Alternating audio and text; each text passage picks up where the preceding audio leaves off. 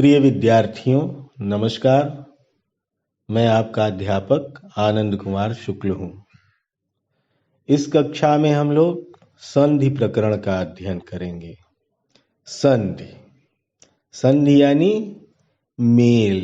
आप लोग जानते होंगे अक्सर राजाओं के बीच संधियां होती रही, इतिहास में आपने पढ़ा होगा। कंपनियों के बीच संधियां होती हैं, पैक्ट्स होते हैं। वैसे ही व्याकरण में शब्दों के बीच संधियां होती हैं। लेकिन जब हम व्याकरण में संधि की बात करते हैं तब उसका तात्पर्य ठीक वैसा ही नहीं रहता है जैसा हम राजनीति या अर्थशास्त्र में संधि की बात करते समय कहते हैं। व्याकरण में संधि का अर्थ है, विशुद्ध अर्थ है मेल। यही अर्थ तो राजनीति में भी है और यही अर्थ कंपनियों के बीच में भी है। लेकिन वहाँ पर जब हम मेल जोल की बात करते हैं तो उसमें बहुत तरीके के छल छद्म सामने आते हैं। लेकिन जब हम भाषा में व्याकरण के स्तर पर संधि की बात करते हैं तब हम दरअसल किसी प्रकार के छल छद्म की बात नहीं करने जा रहे होते हैं। हम कुछ विशिष्ट नियमों की बात कर रहे हैं, जिन नियमों के आधार पर शब्दों के बीच संधियां संभव होती हैं। आपको यह समझना होगा कि जब हम शब्दों में संधि की बात करते हैं तब वहाँ पर बहुत सृजनात्मक अवसर नहीं होता है। ऐसा नहीं है कि आपको बहुत सृजन करना है। जैसे गणित में नियम होते हैं, सूत्र होते हैं, फार्मूले होते हैं। उन फार्मूलों के आधार पर हम अक्सर अपने कठिन प्रश्नों को हल करते हैं। ठीक वैसे ही जो संयुक्त शब्द हैं उनमें हम संधियों का प्रयोग करते हुए उन्हें संयुक्त शब्द बनाते हैं। वस्तुतः वे दो अलग अलग शब्दों के मेल से निर्मित होते हैं। इस कक्षा में हम यही समझेंगे कि जब दो शब्दों को आपस में जोड़ा जाता है तो उनका जोड़ कैसे संभव होता है या किन किन नियमों के आधार पर हम उन शब्दों के जोड़ को संभव बनाते हैं। अभी मैंने कहा कि दो शब्दों का योग करना है। जैसे हम कहें कि देवधन इंद्र, तो शब्द बनेगा देवेंद्र। जैसे हम कहें कि भानुधन उदय, तो क्या शब्द बनेगा? भानुदय। सम धन तोष, संतोष।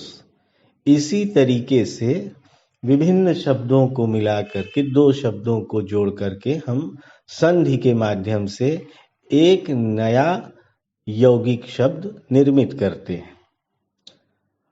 अब पहले आप भेद जानिए संधियों के और फिर हम बताएंगे आपको कि आप इन भेदों को पहचानेंगे कैसे। यह समझ लीजिए कि बिल्कुल गणितीय तरीके से हम संधि की चर्चा करेंगे। और यदि आपने एक बार इन सूत्रों को, इन फार्मूला को याद कर लिया, समझ लिया, तो फिर आपको पूरे जीवन में कभी कोई परेशानी नहीं होगी। तो सबसे पहले आप यह समझिए कि संधि तीन प्रकार की होती है। कौन कौन सी?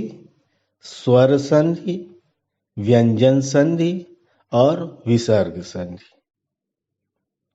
कौन कौन सी संधियां हैं? स्वर संधि, व्यंजन संधि, विसर्ग संधि। ये तीन संधियां हैं। अब प्रश्न यह है कि आप पहचानेंगे कैसे कि कहाँ स्वर संधि है, कहाँ व्यंजन संधि है, कहाँ विसर्ग संधि है। इसमें बिल्कुल घबराने की बात नहीं है। इतना आसान है कि बस आप एक बात समझ लीजिए। आपको दरअसल जो दो शब्द जुड़ रहे हैं उसमें दूसरे शब्द पर ध्यान नहीं देना है। इस पहचान के लिए आपको पहला शब्द देखना है। पहला मूल शब्द क्या है जो संधि में जुड़ा हुआ है? वह जो पहला मूल शब्द है उसका सबसे आखिरी वर्ण देखिए। क्या आखिरी वर्ण वहां पर है? कौन सा आखिरी वर्ण मौजूद है? यदि सबसे आखिर में स्वर है, स्वर आप जानते हैं अ आ ई उ ये सारे स्वर हैं, तब वहां पर स्वर संधि होगी। ध्यान दीजिए, पहले शब्द का सबसे आखिरी वर्ण वहां क्या उपस्थित है? पहले शब्द के सबसे आखिरी वर्ण में क्या उपस्थित है? स्वर उपस्थित है, अ आ ई उ उपस्थित है। तो आप बिल्कुल निश्चयात्मक भाव से कहेंगे कि इस संधि यहाँ पर स्वर संधि का प्रयोग किया गया है। अगर व्यंजन मौजूद है, पहले शब्द के आखिरी वर्ण के तौर पर यदि व्यंजन मौजूद है, तब आप कहेंगे व्यंजन संधि है। और यदि पहले शब्द के सबसे आखिर में विसर्ग समझ रहे हैं ना, जो दो बिंदियां लगाते हैं, अह की रामः, तो यहाँ क्या हो गया? विसर्ग हो गया। बालकः, तो यहाँ क्या हो गया? विसर्ग हो गया। तो यदि पहले शब्द के सबसे आखिर में विसर्ग का उपयोग किया गया है, तो इसका मतलब है कि आप पूरे निश्चयात्मक तरीके से कहेंगे कि इस शब्द से जुड़कर जो हमें यौगिक शब्द मिल रहा है, वह विसर्ग संधि के माध्यम से प्राप्त हो रहा है। तो ये पहचानने का सबसे आसान तरीका है। आपको बिल्कुल रटना नहीं है कोई भी चीज कि आपने रट लिया। आपको केवल यह समझना है कि संधि को पहचानने का पहला तरीका है, आप वह पहला शब्द देखेंगे, उस पहले शब्द पर ध्यान केंद्रित करेंगे, उस पहले शब्द के आखिरी वर्ण, आखिरी स्थिति को देखेंगे कि वहां क्या मौजूद है। कोई स्वर है तो स्वर संधि हो जाएगी, कोई व्यंजन है तो व्यंजन संधि हो जाएगी, और कोई विसर्ग है तो विसर्ग संधि हो जाएगी। इतना बस आपको याद रखना है। इसी से आप पहचान कर पाएंगे कि कौन सी संधि, तीन संधियों में कौन सी संधि मौजूद है। अब हम स्वर संधि का अध्ययन शुरू करते हैं, क्योंकि यही पहली संधि है, स्वर संधि। स्वर संधि 5 प्रकार की होती है। और जब मैं स्वर संधि कह रहा हूं तो इसका क्या तात्पर्य हुआ कि पहले शब्द का आखिरी वर्ण कोई स्वर है। ध्यान दीजिएगा, स्वर संधि जैसे ही मैंने कहा तो आपके दिमाग में तुरंत आना चाहिए कि पहले शब्द का आखिरी वर्ण कोई स्वर है। अब यह स्वर संधि 5 प्रकार की होगी। पहला दीर्घ संधि, दूसरा गुण संधि, तीसरा वृद्धि संधि, चौथा यण संधि और पांचवा अयादि संधि। अब आइए हम क्रम से इन पांचों संधि के इन पांचों उप प्रकारों का अध्ययन करते हैं। सबसे पहला है संधि, स्वर संधि में सबसे पहली संधि है दीर्घ संधि। इसका एक सूत्र है, अकः सवर्णे दीर्घा, अकः सवर्णे दीर्घ, यानी अक प्रत्याहार के बाद उसका सवर्ण आए तो दोनों मिलकर दीर्घ बन जाते हैं। यानी ह्रस्व या दीर्घ अ ई उ के बाद यदि ह्रस्व या दीर्घ अ ई उ आ जाए तो दोनों मिलकर दीर्घ आ ई उ हो जाते हैं। अच्छा ध्यान दीजिएगा, अ और आ, ई और ई, उ और उ, ये बंटवारा आप लोग आशा करता हूं समझते होंगे, ह्रस्व और दीर्घ। तो यहां पर हम वही बात कर रहे हैं कि ह्रस्व या दीर्घ आए और उसके बाद यदि ह्रस्व या दीर्घ अ ई उ आ जाए, अ ई उ आ जाए तो दोनों मिलकर दीर्घ आ ई और उ हो जाते हैं। अ का आ हो जाएगा, छोटी ई का बड़ी ई हो जाएगा। बचपन में आप लोगों ने ऐसे ही पढ़ा होगा ना, छोटी ई बड़ी ई, छोटा ऊ बड़ा ऊ, तो हस्व दीर्घ, तो छोटी ई का बड़ा ई हो जाएगा, छोटा ऊ का बड़ा ऊ हो जाएगा। उदाहरण देखते हैं, जैसे अ या आ, अ या आ, धन अ या आ बराबर आ, यानी अधन अ यदि है तो हो जाएगा आ। हमेशा ध्यान दीजिए कि दीर्घ ही होगा, ऐसा नहीं है कि अधन अ बराबर अ हो गया। अधन अ बराबर आ। उदाहरण के लिए धर्म धन अर्थ, धर्मार्थ, धर्मार्थ। अब हम कहें अधन आ, यहां भी आ हो जाएगा। जैसे हिम धन आलय बराबर क्या होगा, हिमालय। अब यदि हम अधन आ कर रहे हैं या आधन आ कर रहे हैं, तो यहां भी आधन आ में भी आ ही होगा, फिर दीर्घ होगा। जैसे पुस्तक धन आलय, पुस्तकालय। और अगर हम आ धन अ करें, यानी पहले अक्षर में दीर्घ हो और पहले शब्द में दीर्घ हो और दूसरे शब्द के आरंभ में लघु हो या हस्व हो, तो वहां पे भी आ होगा। जैसे विद्या धनर्थी, विद्यार्थी। अच्छा, एक चीज ध्यान दीजिएगा, जब हम संधि कहते हैं तो संधि होती किसकी है, यह बहुत जरूरी है, इसे बहुत कायदे से समझिएगा। संधि दरअसल दो शब्दों की पूरी नहीं होती है। संधि हमेशा पहले शब्द के आखिरी अक्षर की और दूसरे शब्द के पहले अक्षर की होगी। जो भी पहले शब्द में आखिरी वर्ण होगा, जैसे ट्रेन का डिब्बा आप देखिए, अगर ट्रेन के दो डिब्बे आपस में जोड़े जा रहे हैं तो आगे वाले डिब्बे के पीछे वाले भाग से पीछे वाले डिब्बे का आगे वाला भाग जोड़ा जाएगा। आपने ये ध्यान दिया है? और यह बहुत ही सामान्य ज्ञान की बात है, इसके लिए आपको किसी विशेष अध्ययन की आवश्यकता नहीं है, बहुत सामान्य बात है। तो जैसे ट्रेन के डिब्बे जोड़े जाते हैं कि आगे वाले डिब्बे के पीछे वाले भाग से पीछे वाले डिब्बे का आगे वाला भाग जोड़ा जाता है, ठीक वैसे ही बिल्कुल उसी पैटर्न पर आपको संधि में पहले वाले शब्द के आखिरी वर्ण से दूसरे वाले शब्द के पहले वर्ण को जोड़ देना है, और कहीं कोई बदलाव नहीं होने जा रहा है। बाकी सब चीजें जस का तस वैसी की वैसी मौजूद रहेंगी। जैसे हिम और आलय को अगर जोड़ रहे हैं और हिमालय बना रहे हैं, तो पहले शब्द का जो बाकी हिस्सा है ही, और दूसरे शब्द का जो बाकी का हिस्सा है लय, वो बिल्कुल का बिल्कुल अपरिवर्तित वैसा का वैसा है। हिम धन आलय बराबर हिमालय। ऐसे ही ई और ई, यानी ह्रस्व ई और दीर्घ ई की संधि, छोटा ई और बड़ा ई की संधि। छोटा ई और छोटा ई जुड़े तब भी बड़ा ई बनेगा, छोटा ई और बड़ा ई जुड़े तब भी बड़ा ई बनेगा, बड़ा ई और छोटा ई जुड़ते हैं तब भी बड़ा ई बनता है, और दोनों बड़े ई जुड़ते हैं तब भी बड़ा ही ई बनता है। यानी ई और ई जुड़ रहे हैं तो हमेशा बड़ा ई जुड़ेगा। जैसे रविधन इंद्र, क्या है, रवि। रवि में सबसे आखिर में क्या है, छोटे ई की मात्रा, रवि।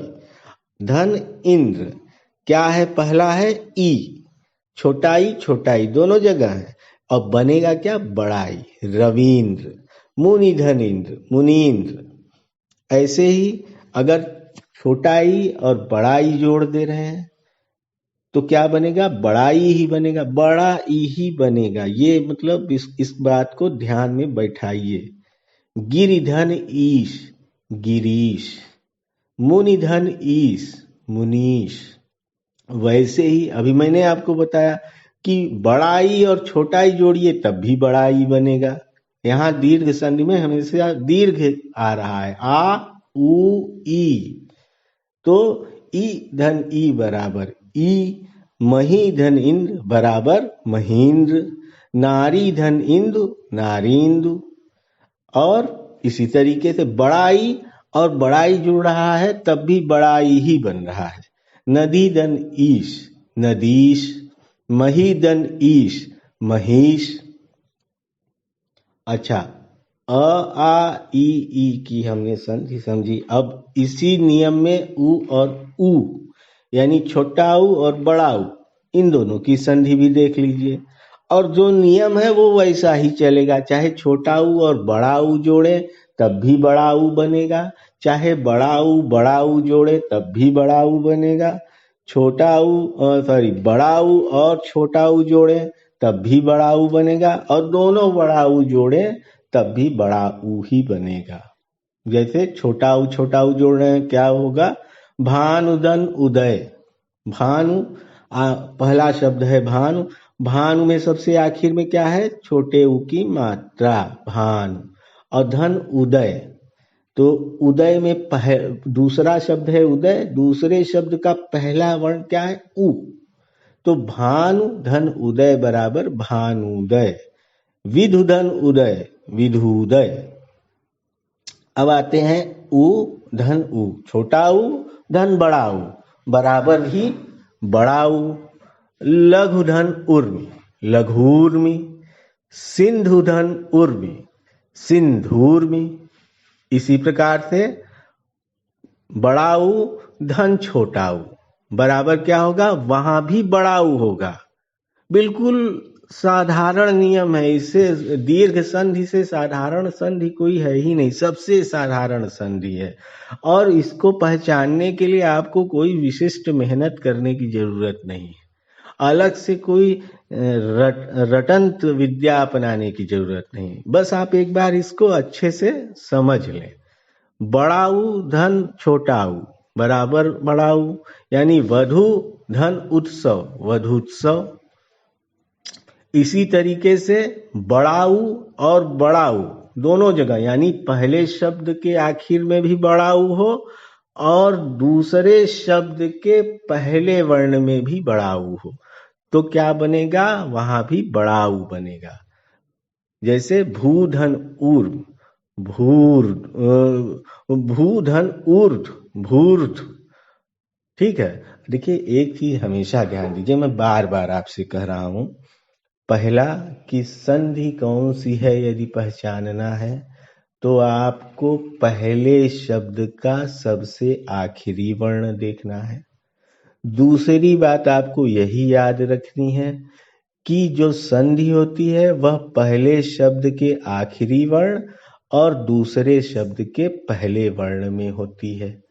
तो बस अगर आप इतनी बात याद रखेंगे तो आपके समझ का जो दायरा है उसको बहुत कम ऊर्जा खपानी पड़ेगी। आपको अनावश्यक पूरे के पूरे शब्द के माया जाल में घूमने की जरूरत नहीं होगी।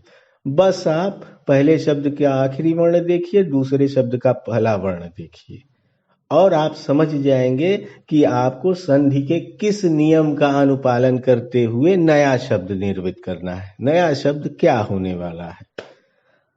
अब इस जो स्वर संधि है उसकी दूसरी उपसंधि है गुण संधि। आशा करता हूं आप लोग दीर्घ संधि अच्छे से समझ चुके होंगे। अब स्वर संधि में दूसरी संधि है गुण संधि। गुण संधि क्या है भाई? फिर वही पहले शब्द का आखिरी वर्ण और दूसरे शब्द का पहला वर्ण, यानी इसमें आ के आगे ई यानी छोटा अ बड़ा आ के आगे अगर छोटा ई बड़ा ई हो तो ए या उ तो ए हो जाएगा। देखिए या आ है और दूसरे शब्द में पहला वर्ण है ई या ई, तो क्या बन जाएगा? ए। और अगर उ या उ हो तो ओ हो जाएगा, और री हो तो अर हो जाएगा। ये गुण संधि है। जैसे पहले शब्द के आखिरी वर्ण में अ हो और दूसरे शब्द के पहले वर्ण में ई हो, ये बार बार मैं आपको इसलिए समझा रहा हूं कि आपको कोई भी कंफ्यूजन न हो, तनिक भी आप भ्रमित न हो कि आपको शब्द में संधि प्रकरण के दौरान क्या चिन्हित करना है। यदि आपने चिन्हित करने का तरीका सीख लिया तो आपकी आधी परेशानियां तुरंत हल हो गई। बस आधी बची है जिसमें आपको थोड़ा सा नियमों को रटना होगा। रटना बुरी चीज है, बहुत रटना नहीं चाहिए, लेकिन कहीं कहीं पर रटना आवश्यक हो जाता है। तो यहाँ पर भी आपको कुछ नियम थोड़े बहुत रटने होंगे, लेकिन उसके बावजूद समझना बहुत ज्यादा जरूरी है। आप कहाँ ध्यान केंद्रित करने जा रहे हैं? तो अब मैं कह रहा हूं अ धन ई, छोटा अ धन छोटा ई बराबर ए, यानी पहले शब्द का आखिरी वर्ण अ, दूसरे शब्द का पहला वर्ण ई, अ धन ई बराबर ए। उदाहरण नर धन इंद्र, नरेंद्र। इसी तरीके से अ धन ई बराबर ए, अ धन ई बराबर ए। अब आप ये कंफ्यूजन मत पाल लीजिएगा कि अ धन ई, मैं बार बार समझा रहा हूं ये अ और ई है क्या। अ पहले, जब हम अ पहले लिख रहे हैं और धन ई कह रहे हैं तो अ का मतलब हुआ पहले शब्द का आखिरी वर्ण, और जब हम ई कह रहे हैं तो ई का मतलब हुआ दूसरे शब्द का पहला वर्ण। यानी जब वहां पर अ और दूसरे शब्द के पहले वर्ण के रूप में ई मौजूद हो तो दोनों मिलकर ए बन जाएंगे, तो जिसको हम लोग छोटा ए कहते हैं। ध्यान दीजिएगा, छोटा ए, हाँ कहते हो ना, छोटा ए, बड़ा ए, जिसको हम लोग ए कहते हैं। तो अधनी बराबर ए। नर धन ईश, नरेश। इसी तरीके से आधन ई बराबर भी ए होगा, यानी महाधन इंद्र बराबर महेंद्र। आधन बड़ी, यानी आधन ई बराबर भी ए होगा, आधन बड़ी ई बराबर भी छोटा ए। महाधन ईश, महेश। वैसे ही महाधन ईश्वर, महेश्वर। हाँ, अब देखिए अधन उ बराबर ओ हो जाएगा, अ और उ, यानी अब यहाँ पे ओ चलेगा। अधन उ बराबर ओ, आधन उ बराबर ओ, अधन उ बराबर ओ, और आधन उ बराबर ओ। यानी चाहे छोटा अ और छोटा उ में के किसी भी फॉर्म में, चाहे छोटा उ और छोटा आ, बड़ा आ को जोड़े पहले तौर पे, और दूसरे अक्षर के पहले वर्ण के रूप में छोटा उ या बड़ा उ को जोड़े, तो जो हमें संधि के बाद वहां वर्ण योजन मिलेगा वह ओ होगा। जैसे अधनु बराबर ओ, ज्ञान धन उपदेश बराबर ज्ञानोपदेश। आधन उ बराबर भी ओ मैंने कहा, यानी महाधन उत्सव बराबर महोत्सव। अधन बड़ा उ, यानी अधन उ बराबर भी ओ होगा। उदाहरण के लिए जल धन उर्मी बराबर जलोर्मी।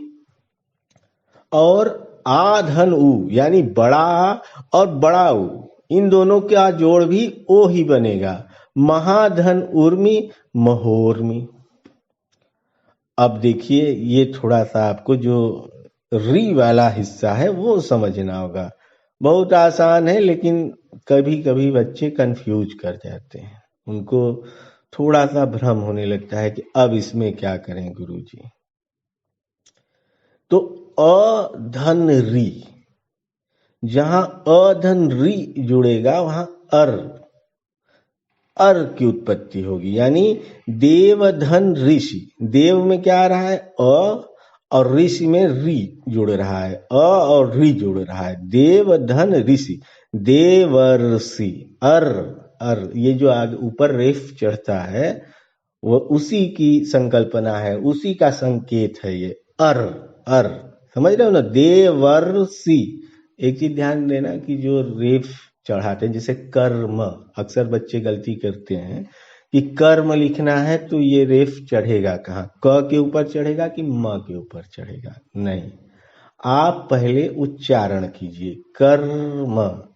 ये जो बीच में जिन दो शब्दों के जिन दो वर्णों के बीच में ये रेफ आ रहा है, यह ध्वनि आ रही है आधा र की, वो आधा र दूसरे शब्द के माफी चाहूंगा, दूसरे वर्ण के ऊपर जाकर लगेगा। यानी अगर हम कर्म बोल रहे हैं तो कर्म यानी कहाँ लगेगा ये रेफ? म के ऊपर लगेगा, क्योंकि क और म के बीच में है, तो म बाद में आ रहा है, इसलिए म के ऊपर रेफ लगेगा। अब ऐसे ही यहाँ पे कंफ्यूज मत कीजिएगा, बिल्कुल संदेह मत कीजिएगा। अधन री बराबर अर, ये नियम है। अब इस नियम का अनुपालन करते हुए जब हम शब्द बनाएंगे तो देव धन ऋषि बराबर देवर्षि, वर अर, देखिए यही अर आ रहा है, देवर्षि।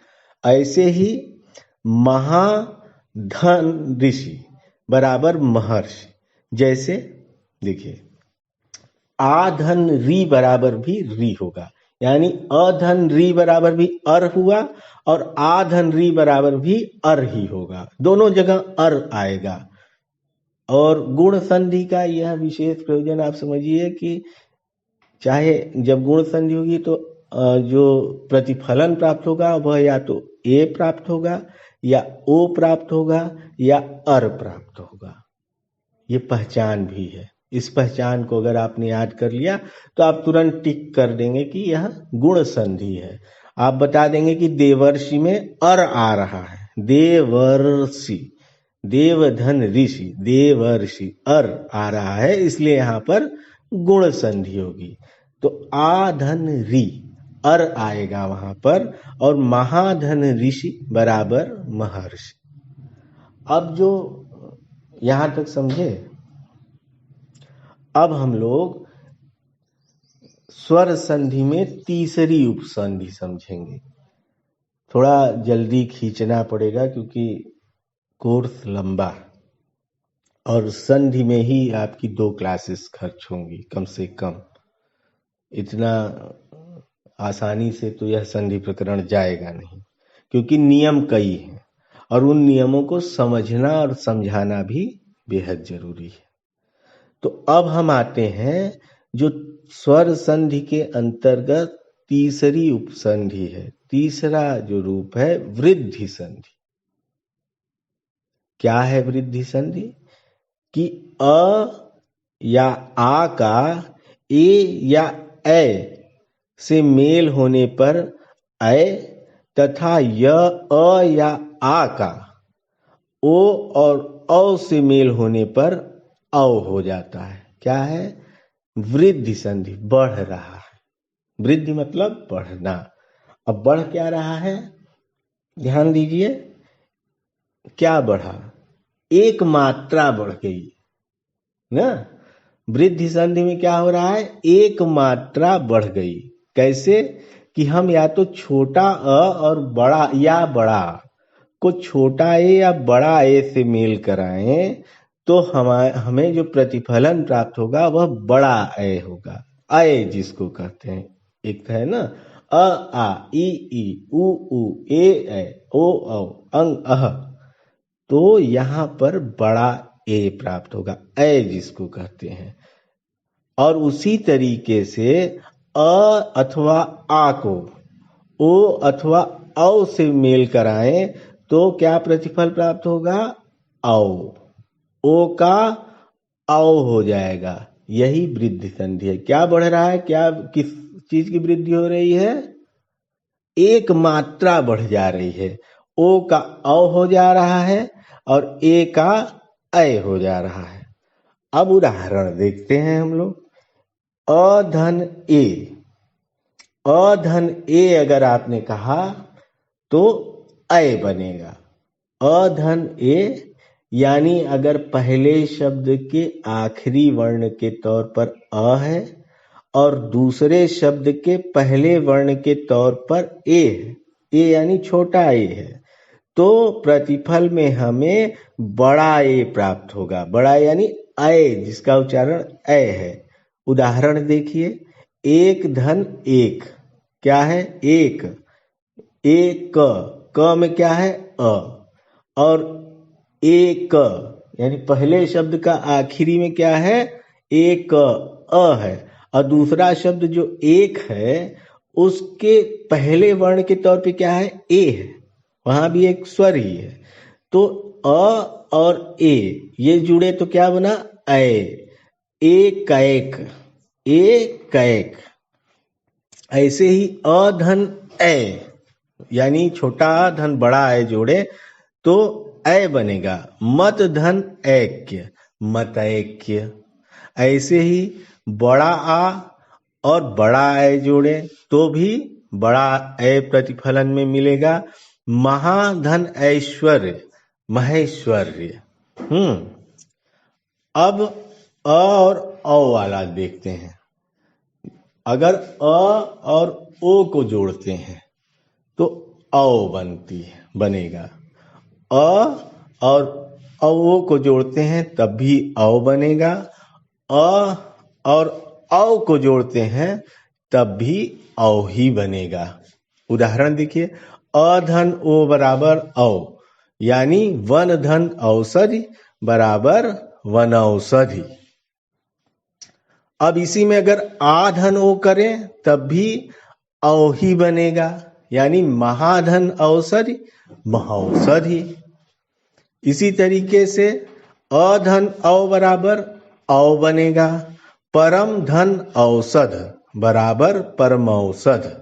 और आधन औ कर रहे हैं तब भी औ बन रहा है महाधन औषध महौषध। ये चीजें आप रटिए।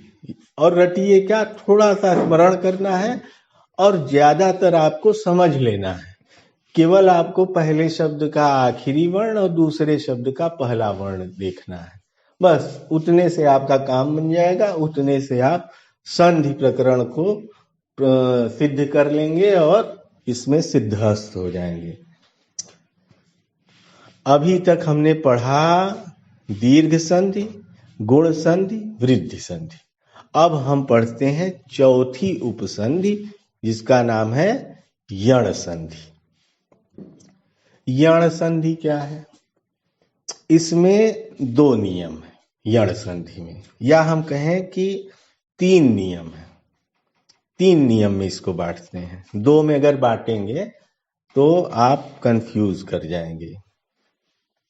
देखिए, पहली संधि, पहला नियम है कि ई या ई के आगे कोई विजातीय या असमान स्वर होने पर ई या ई का य हो जाता है। य के नीचे हलंत, ध्यान दीजिएगा।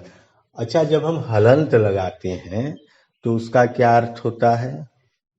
हलंत लगाने का मतलब है कि आपने उस वर्ण में से स्वर का लोप कर दिया। जैसे आप लिखे राम, अगर आपने केवल राम लिखा तो इसका मतलब है कि म हलंत धन अ है ना। इसका मतलब है कि वहां पे अगर आप केवल राम लिख रहे हैं तो सबसे आखिर में एक स्वर मौजूद है, अ मौजूद है। आप कृष्ण लिख रहे हैं तो सबसे आखिर में एक स्वर मौजूद है। लेकिन अगर हम राम के में म के नीचे हलंत लगा देते हैं, हलंत अगर हमने लगा दिया तो इसका मतलब हुआ कि हमने वहां से स्वर का लोप कर दिया। म के नीचे हलंत का मतलब हो गया कि बिल्कुल ठीक ठीक व्यंजन। म एक व्यंजन है, तो केवल विशुद्ध व्यंजन को दर्शाने के लिए, स्वर का लोप कर देने के लिए हम हलंत का प्रयोग करते हैं। याद रखिए, बहुत साधारण सी बात है। तो अब हम क्या यण संधि में पहला नियम पढ़ रहे हैं कि ई या ई यानी छोटा ई या बड़ा ई के आगे कोई विजातीय, अलग विजातीय मतलब जो उसका नहीं है, उस स्वरूप का नहीं है, तो कोई विजातीय यानी असमान स्वर। अब यह ध्यान दीजिएगा कि यहां भी स्वर है लेकिन विजातीय। ई विजातीय का मतलब ई और ई के अलावा, जो है वह विजातीय है। तो ई या ई के आगे कोई विजातीय यानी असमान स्वर होने पर ई या ई का य हो जाता है। उदाहरण देखिए, य मतलब जब हम य कह रहे हैं तो य का मतलब य के नीचे हलंत। हलंत का मतलब य में से अगर हम उच्चारण करें य, अब य में से आप स्वर का लोप कर दीजिए। तो स्वर का लोप कर देंगे तो कैसे लिखेंगे? य के नीचे बहुत सिंपल सी प्रक्रिया है, एक हलंत लगा देंगे तो वह स्वर का लोप हो जाएगा वहां पर और विशुद्ध व्यंजन की प्राप्ति होगी, य प्राप्त हो जाता है। क्या है उदाहरण? ई धन अ बराबर य, धन अ, ठीक है। जैसे हम कहें कि यदि धन अपि, तो क्या बनेगा? यद्यपि। देखिए, यण संधि में एक चीज आपको ध्यान देनी है कि जब हम कहते हैं ई धन अ, तो इन दोनों के जोड़ से केवल एक स्वर या व्यंजन या वर्ण नहीं मिल रहा है, इनसे दो चीजें मिल रही हैं। ई धन अ बराबर, ये अ वैसे का वैसा रहेगा, जो बाद का जुड़ने वाला अ है वह वैसे का वैसा रहेगा, और ई का रूप बदल जाएगा, य हो जाएगा, य के नीचे हलंत हो जाएगा, यानी ई धन अ बराबर य धन अ। इसी तरीके से बड़ा ई धन आ बराबर भी य धन आ, य धन आ, य के नीचे हलंत धन आ। उदाहरण के लिए इति धन आदि, इत्यादि। इसी प्रकार से बड़ा ई धन अ, देखिए केवल बड़ा ई बदल रहा है, अ और आ बिल्कुल वैसे के वैसे सुरक्षित हैं, कोई बदलाव उनमें हो ही नहीं रहा है, उतना उनकी तरफ ध्यान ही नहीं देना है यण संधि में, केवल ई को बदल देना है। यानी यण संधि में ई धन अ बराबर भी य धन अ हो जाएगा। कैसे? नदी धन अर्पण, नद्यर्पण, नद्यर्पण, नदी नदयर्पण, नद्यर्पण। और बड़ाई धन बड़ा बराबर भी य धन आ, य के नीचे हलंत प्लस आ बराबर जैसे देवी धन आगमन, देव्यागमन। इस तरीके से। इसी तरीके से दूसरा क्या है कि उ या ऊ के आगे यदि कोई विजातीय स्वर आ जाए तो उ या ऊ को व कर देते हैं। व कर देते मतलब व के नीचे हलंत। पहले मैंने क्या बताया था? य के नीचे हलंत। अब यहां क्या बता रहा हूं? व के नीचे हलंत। व लिख करके उसके नीचे हलंत लगा देंगे। क्या है नियम कि उ या ऊ यानी छोटा ऊ या बड़ा ऊ के आगे यदि कोई विजातीय स्वर आ जाए तो वहां पर, और आगे का मतलब क्या हुआ? फिर वही आगे कह रहा है जब नियम, तो आगे कहने का मतलब है कि दूसरे शब्द का पहला वर्ण, दूसरे शब्द के पहले वर्ण के लिए आगे आने की बात कही जा रही है। तो छोटा ऊ या बड़ा ऊ के आगे यदि कोई विजातीय स्वर आ जाए तो ऊ या ऊ को व कर देते हैं। व कर देते हैं का मतलब व के नीचे हलंत लगा देते हैं। जैसे उ धन अ बराबर व धन अ, व यानी उ छोटा उ धन छोटा अ बराबर व के नीचे हलंत धन छोटा अ। वही दूसरा वर्ण बिल्कुल जस का तस रहेगा, उसमें कोई बदलाव नहीं करना है। बस उ की जगह या बड़ा उ की जगह आप क्या कर देंगे? व कर देंगे। जैसे अ उ धन आ बराबर व धन आ। इसी तरीके से उ धन ए बराबर क्या हो जाएगा, व धन ए, यानी व के नीचे हलंत धन ए। उदाहरण के लिए सुधन आगत स्वागत, या उ धन ए बराबर व के नीचे हलंत धन ए, मतलब अनुधन एषण अन्वेषण। ये उदाहरण हो गया।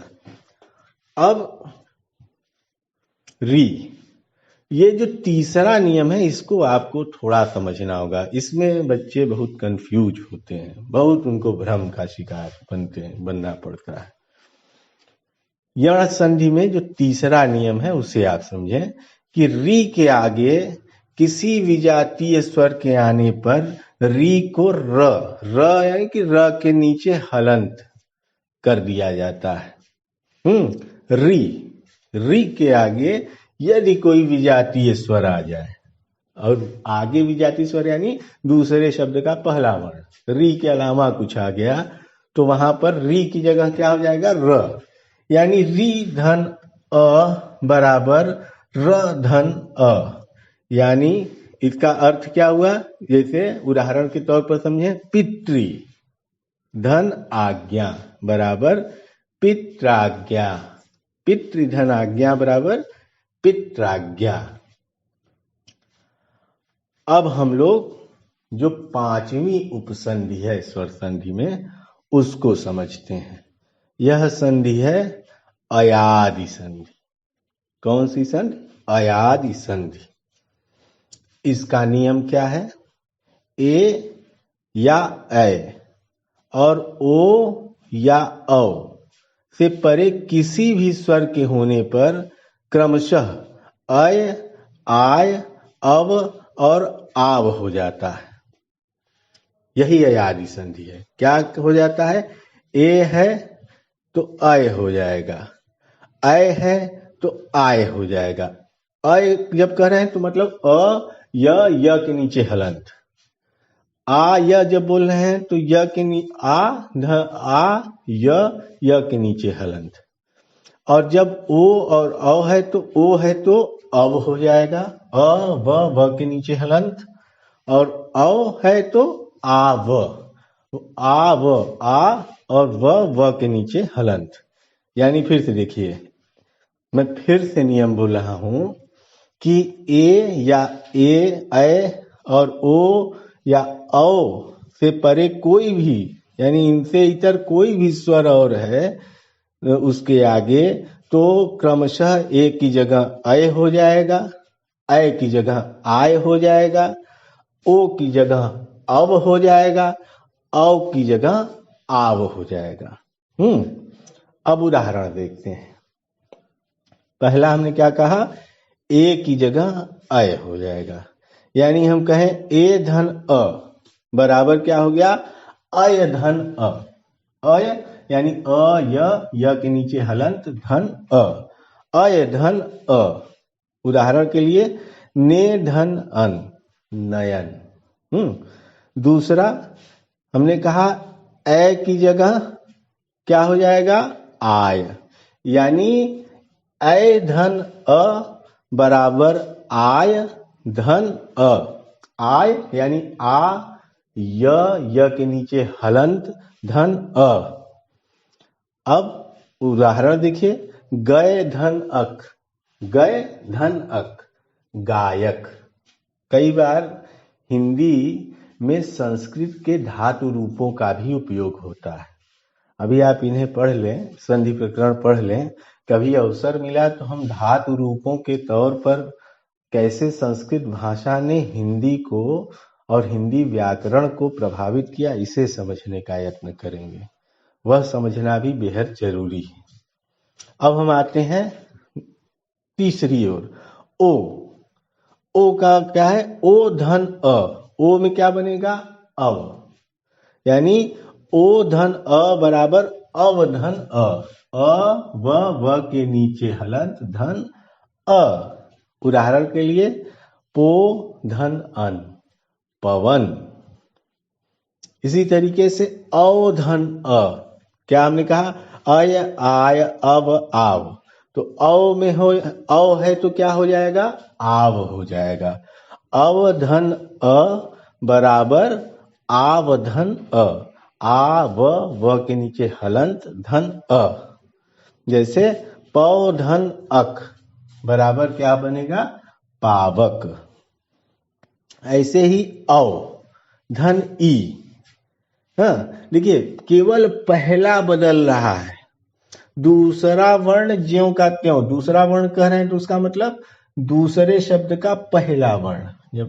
जब संधि में पहला और दूसरा कहा जाता है तो संधि में पहले का मतलब है पहले शब्द का आखिरी वर्ण, और दूसरा जहां कहा जाता है यानी दूसरे शब्द का पहला वर्ण।